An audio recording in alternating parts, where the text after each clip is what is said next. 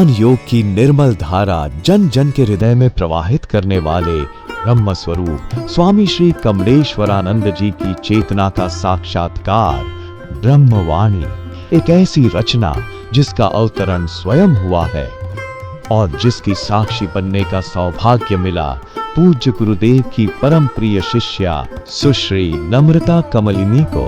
भावना और भक्ति का अनंत प्रवाह है ब्रह्मवाणी, तप और ज्ञान का अमृत कोश है ब्रह्मवाणी, प्रेम और समर्पण का साकार स्वरूप है ब्रह्मवाणी, आस्था और विश्वास का अनन्य मार्ग है ब्रह्मवाणी। आइए हम सभी ब्रह्मवाणी को जीवन में उतारकर अपनी आत्मा को परमात्मा से एकाकार करें। फिर न जय होगी न पराजय, न हर्ष होगा न विषाद, न सुख होगा न दुख, न लोक होगा न परलोक होगा, होगा तो सिर्फ प्रेम और परम आनंद। ब्रह्मवाणी पुस्तक के रूप में प्रकाशित है।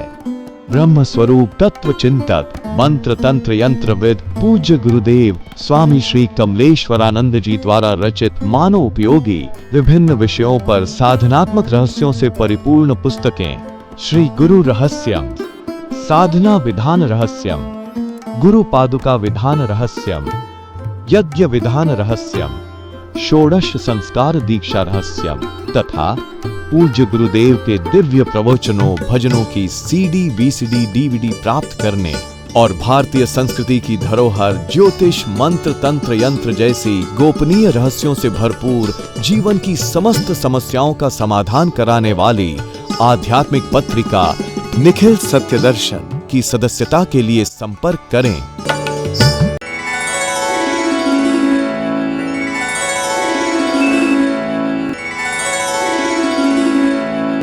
ज्ञानपुर के हमारे सबरिया, ज्ञानपुर के हमारे सबरिया, बाज कण कण में प्रेम बसरिया, ज्ञानपुर के हमारे सबरिया, ज्ञानपुर के हमारे सबरिया, बाज कण कण में प्रेम बसरिया, ज्ञानपुर के हमारे सबरिया।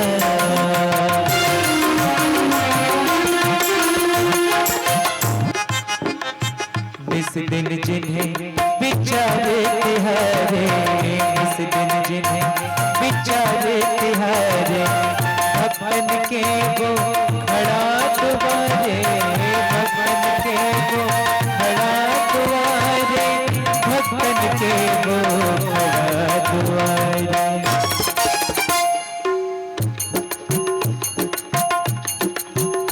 ऐसा सदगुरु है हमारा सबरिया, ऐसा सदगुरु है हमारा सबरिया, तो बाज कण कण में प्रेम बसरिया, ज्ञानपुर के हमारे सबरिया, तो ज्ञानपुर के हमारे सबरिया, बाज कण कण में प्रेम बसरिया, ज्ञानपुर के हमारे सबरिया।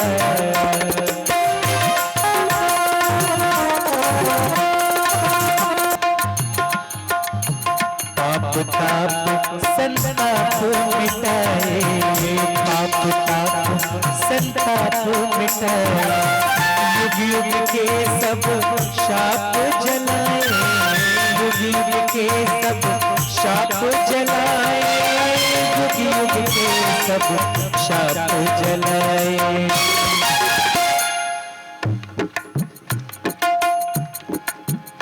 चले गुरुवर के सुंदर नगरिया, चले गुरुवर के सुंदर नगरिया, बाज कण कण में प्रेम बसरिया, ज्ञानपुर के हमारे सबरिया, ज्ञानपुर के हमारे सबरिया, बाज कण कण में प्रेम बसरिया। नशा प्रभु का है या शराब का, ये आपके ऊपर है, ये आपको देखना पड़ेगा। और कभी भी किसी को भी गलत मत ठहराइएगा। किसी को गलत ठहराएंगे तो वो आपको कभी क्षमा नहीं करेगा, क्योंकि आप क्षमा के योग्य हैं नहीं तो करेगा कैसे। इतना तो उन्होंने आपको दिया है ना, सब कुछ तो दिया है, पूर्ण कर दिया है। कहीं परमात्मा ही आप में स्थित है तो आप कहां से अधूरे हो? आप ये तो सोचो, आप पूर्ण हो अपने आप में, गुरु आप में बैठा हुआ है, आपकी पुकार कर रहा है कि आओ मुझसे मिल लो, मुझसे मिल करके चैतन्य हो जाओ। पर ये हमारी भूल है, हमारा भ्रम है कि हम ऐसी स्थितियों में अपने जीवन को गतिशील कर रहे हैं। आप तो ये भी देखते हो कौन पूर्ण है कौन अपूर्ण।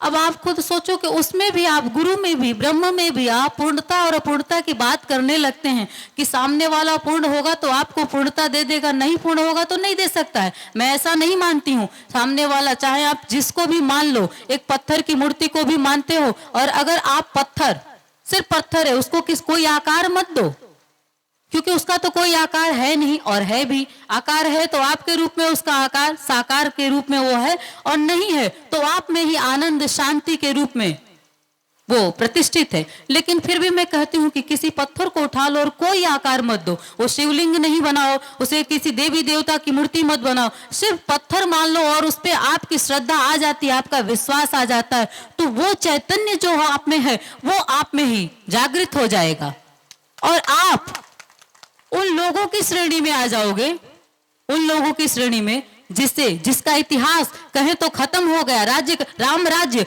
दशरथ के जो पुत्र थे उनका राज्य अगर माने तो वो समाप्त हो गया, पर राम राज्य समाप्त नहीं हुआ है और ना कभी होगा, क्योंकि वो ब्रह्म में लीन हो गए, वो ब्रह्म हो गए। इसलिए आदि अनंत काल तक उनकी सत्ता वैसे ही बनी रहेगी, उस सत्ता को कोई मिटा नहीं सकता है। क्यों? क्योंकि उसने उसकी खोज कर ली जिसकी सत्ता कभी मिटती नहीं है। और आप भी अगर ऐसा हम तो ये कहते हैं कि आप कुछ सत्ता पाने की, छोड़ने की चाहिए ही मत, बस एक चीज ही चाहिए कि मुझे उस प्रभु को अपने आप में महसूस कर लेना है। ये जिंदगी मिली है तो सिर्फ उसके लिए मिली है, उसके नाम कर देना है। ऐसी सोच के साथ अगर अपने जीवन को आप गतिशील करते हैं तो सच्चे आप मनुष्य हैं और आपके जीवन की सार्थकता सिद्ध होती है। अन्यथा जिस तरह से पशु अपने जीवन को व्यतीत करता है, वैसे ही हम भी अपनी जिंदगी को गतिशील कर रहे हैं, और सत्य असत्य दोनों हमारे साथ है, दोनों हमारे साथ रहेगा। पर दोनों साथ में रहते हुए भी अगर हम अपने प्रभु, अपने गुरु को लेकर के अपने साथ चलते हैं, उनकी वाणी पर उसको अपने जीवन में उतारते हैं, तो हम आनंदित हैं, प्रफुल्लित हैं, और जहां हैं वहीं प्रतिष्ठित हैं। हमें कहीं किसी की दौड़ लगाने की आवश्यकता नहीं पड़ेगी, पर जब तक पूरे ना होइएगा तब तक ये दौड़ लगाते रहिएगा। और अब मैं यहीं अपने वाणी को विराम देती हूँ और अपने प्रभु से प्रार्थना करती हूँ कि वो अपने अमृत वचनों से हमें अभिसिंचित करें। आइए एक बार बोलते हैं, जय श्री नारायण, जय श्री नारायण, जय श्री नारायण। परम पूज्य गुरुदेव की, परम पूज्य गुरुदेव की, परम पूज्य गुरुदेव की। जो दौड़ संसार की तरफ थी, यानी तन मन के पोषण में लगे हुए तुम गतिशील थे, धन को प्राप्त करने में लगे हुए थे, तुम अब निर्वाण की ओर बढ़े। निर्वाण मतलब अब तुम्हें घंटा घड़ियाल बजाने लगते हो, मंदिरों में जाने लगते हो, जोर जोर नारा लगाने लगते हो, या जोर जोर गायत्री मंत्र पढ़ने लगते हो, या गुरु मंत्र दीक्षा लेकर के आप नाना प्रकार के भाव साधना का प्रयोग करने लगते हो। उच्च कोटि की साधनाओं में रम जाते हो कि मुझे अब निर्वाण चाहिए। एक दौड़ थी संसार की तरफ, असफल हुए, अतृप्त असंतोष से परिपूर्ण अपना जीवन गतिशील करते हुए मैं विमुख होते हुए मैं निर्वाण की तरफ उन्मुख हुआ, और वहां भी एक दौड़ लगी। संसार की तरफ गए थे, छोड़कर चले आए, संसार नहीं मिला, मान लिया नश्वर है, जाना नहीं, मान लिया नश्वर है, जाना नहीं, मान लिया नश्वर है, समझा नहीं। इसलिए बार बार धन की आसक्ति चित्त से जाती नहीं, बार बार धन की आसक्ति चित्त से जाती नहीं। मन के ही आगोश में हम सब, तन मन से पार मेरी जिंदगी होती नहीं, तन मन से पार जिंदगी है। तन मन के पार सोचोगे तो जिंदगी है, तन मन के पार जाओगे तो जिंदगी है। इससे ऊपर हम उठते नहीं, चाहे साधु हो, चाहे संत, चाहे महात्मा, चाहे गुरुजन वृंद हो, चाहे तुम साधक और शिष्य हो, कोई भी व्यक्ति हो, कोई बिरला होता है जो तन मन के पार सोचने की ओर बढ़ता है। जो तन मन के पार उन्मुख होता है, सोचने के लिए बढ़ता है, एक कदम बढ़ाता है, कम से कम वही मेरा शिष्य होता है, कम से कम वही मेरा शिष्य होता है। तुम्हें हर पल अपनी परीक्षा करनी है, तुम्हें हर पल अपना विश्लेषण करना है, तुम्हें हर पल अपने बारे में विचार करना है, एक चिंतन करना है, प्रभु को साक्षी रखकर, गुरु को साक्षी रखकर। कोई कंकर पत्थर साक्षी मत रखो, चैतन्य गुरु को साक्षी रखो। कोई कंकर पत्थर तुम्हें जीवन में पूर्णता नहीं दे सकती, चैतन्य गुरु ही तुम्हें जीवन में पूर्णता, ये घोष कर रहा हूं, ये एकमात्र जीवन में पूर्णता तुम्हें चैतन्य गुरु के माध्यम से ही प्राप्त हो सकता है। एक व्यक्ति होता है, उसकी अवस्थाएं होती हैं, एक व्यक्ति होता है वो जड़ होता है, जड़।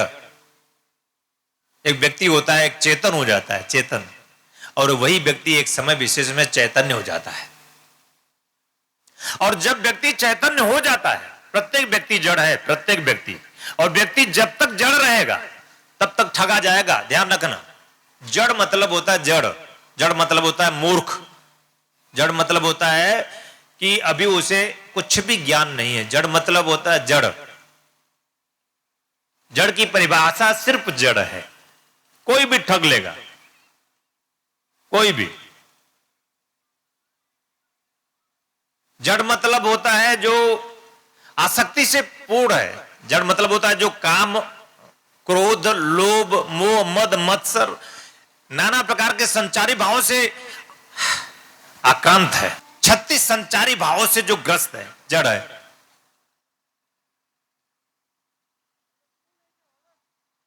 काम, क्रोध, मद, लोभ सब नाथ, जो नरकगामी है, जड़ है। जो नरक की ओर ही गतिशील है, जड़ है। ये जड़ वो जड़ नहीं, वो जो कंकड़ है, वो जो पत्थर है, वो जो वनस्पति है, वो जड़ नहीं। वो जड़ जो चलता है, वो जड़ जो चलता फिरता जड़ है, वो जड़ जो श्वास लेता जड़ है, वो जड़ जो देखता जड़ है, वो जड़ जो सुनता जड़ है, वो तुम्हें संबोधित करता है। तुम्हारी अवस्था है वो जड़, कोई वो जड़ नहीं। वो जड़ तो फिर भी सुखी है। तुम कैसे जड़ हो जो दुखी जड़ हो, चिंतित जड़ हो, परेशान जड़ हो। तो एक व्यक्ति की अवस्था है जड़, 36 संचारी भावों से ग्रस्त जड़। गुरु मेरा सर, जड़ता कैसे समाप्त होगी?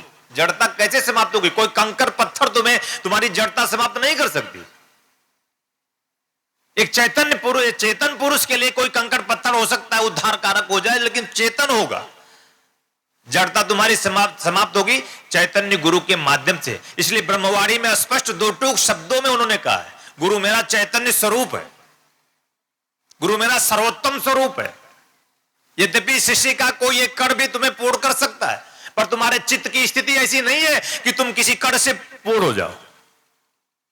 पर उन्होंने कहा कि नहीं, गुरु मेरा सर्वोत्तम स्वरूप है, और गुरु के माध्यम से, चैतन्य गुरु के माध्यम से तुम जीवन में पूर्णता प्राप्त कर सकते हो।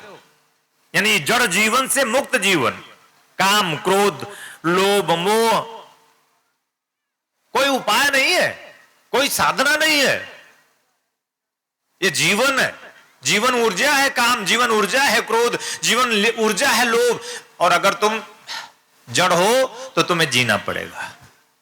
वो कोई साधु भी हो सकता है, कोई संत भी हो सकता है, नाम पर, नाम और रूप से साधु, नाम और रूप से संत। अगर तुम उसके अधीन, तुम जड़ थे, उसके अधीन गए, केवल वेश बदला, तो तुम ठगे जाओगे, ठगे जा रहे हो। फिर कोई बाबा जन्म लेगा, क्योंकि तुम होश में आए नहीं। फिर कोई बाबा जन्म लेगा और बेहोश हो तो तुम ठगे जाओगे। और मैं तुम्हारा गुरु, मैं तुम्हें चेतना देता हूं, मैं तुम्हारा गुरु, मैं तुम्हें केवल एकमात्र दीक्षा उपाय बताता हूं, मैं तुम्हारा गुरु, मैं एकमात्र तुम्हें साधन बताता हूं कि तुम्हारे जीवन का मार्ग क्या है, तुम्हारा जीवन क्या है। पहले तुम जीवन को झांको, तुम्हारा जीवन क्या है, जहां हो तुम वहीं झांको। तुम्हें झांकना पड़ेगा तुम्हारे अपने जीवन में। तुम्हारा ये तन है, तुम इसे पहचानो। तन की हमारी जरूरतें हैं, इसे हम इनकार नहीं कर सकते। प्रत्येक व्यक्ति को, मैंने कहा कोई नाम हो तुम्हारा, मेरा भी कोई नाम हो, इनका भी कोई नाम हो, नाम और रूप से मत लेना, सबको झांकने की जरूरत है। तब तुम्हारा आना और जाना सिद्ध होगा। जहां रहोगे वहां तुम सिद्ध होगे।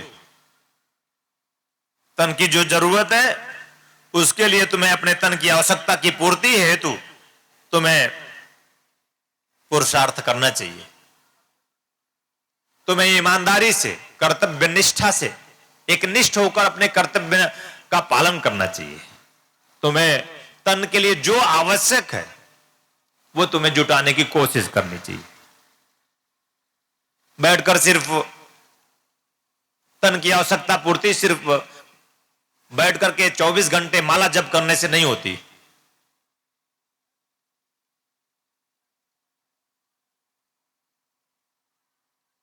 कि अब गुरुजी से मैंने दीक्षा ले ली है और मैं अब 24 घंटे माला जपूंगा तो ज्यादा से ज्यादा धन आएगा।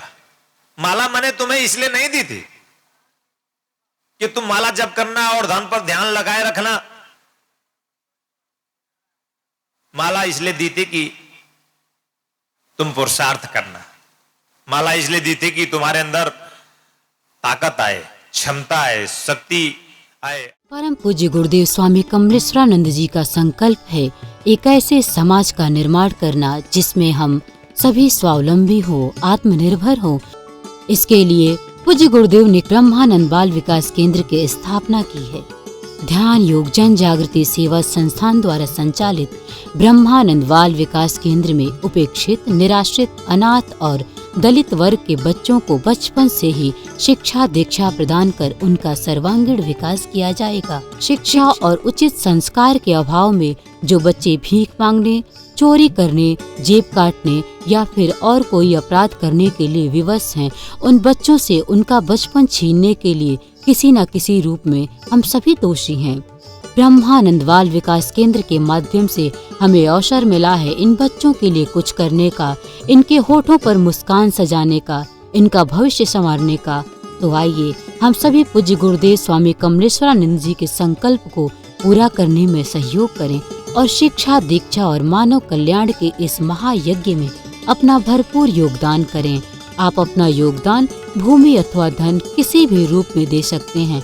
योगदान के रूप में आपका दान बैंक ऑफ इंडिया की किसी भी शाखा में ध्यान योग जन जागृति सेवा संस्थान के अकाउंट नंबर